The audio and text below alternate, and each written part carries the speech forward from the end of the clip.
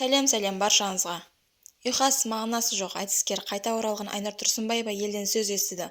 Оның бастамас бұрын каналға тіркеліп лайк басып комментарий жазуды ұмытпаңыздар достар. Ұзақ үзілістен кейін сахнаға қайта шыққан Айнұр Тұрсынбаева айтысын Айтаханға атты. Халықаралық ақындар додасына халықпен қауышқан. Аталған мәдени іс-шара азулы айтыскер ақын Айтахан Бұлғановтың құрметіне зейнет жасына шығуына орай ұйымдастырылған. Сөз өнерінің дүлділері бас қосқан дүбірлі той Жетісу өңірінде өткен.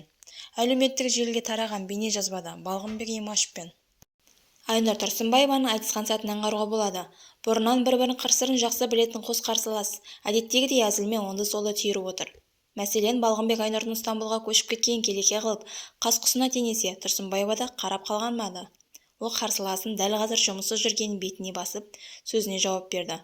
Балғынбек, енді бері қара, президенттің інісі едің, сайланған жаңа жыл, ел жаңа.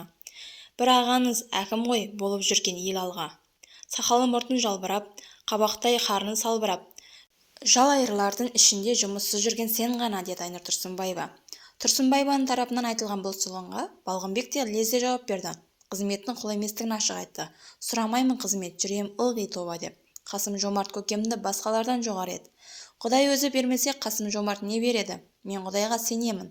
Кроме Алла Бога нет, деп жауап берді Балғынбек Имашев. Бірнеше жылдан кейін қолына қара домбырасын алып, айтыс алаңына қатысқан Тұрсынбаеваның өнеріне көпшілікке ұнай қоймаған.